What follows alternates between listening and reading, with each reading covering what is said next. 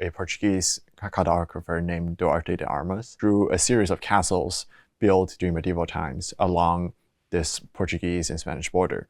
How could modern technical artists translate a very unconventional set of cartographical drawings into 3D visuals that modern audience can easily understand and comprehend?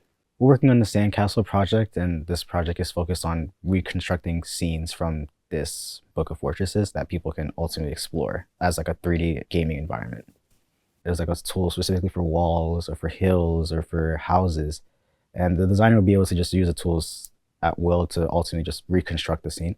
We were doing a lot of Python scripting in the Houdini engine, a software that allows you to drop in 3D tools or landscapes. And basically the engine part allows you to just build tools that allows you to adjust certain parameters for certain objects as part of the landscape. We transition over to using Unreal Engine in collaboration with the Houdini engine. Unreal Engine performs very well in rendering very detailed imageries. By combining Houdini and Unreal, we were able to use Houdini's procedural modeling strength with Unreal Engine's details in visual rendering.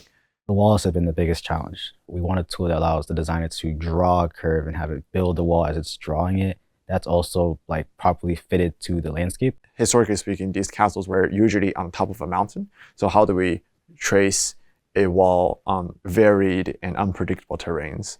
There was a time where I believe with our wall tool with the curve, we had it to where it was just like you have to wait for the curve to be drawn completely and then the wall will eventually come up. That was our original proposed idea. It's not usable in the sense that the artist can't really see the wall being built step by step each section, and it'd be easier for them to see the wall being built as they're building the curve and for them to adjust the curve before the curve is even fully complete.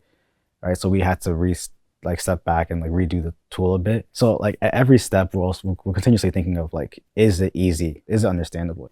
By using a digital environment, it allows modern scholars and artists to use some of their own intuition and creativity in developing very unstructured data that a lot of historians and scholars encounter that would allow more historical inquiries into what do these details tell us about politics, economy, the diplomacy during that time.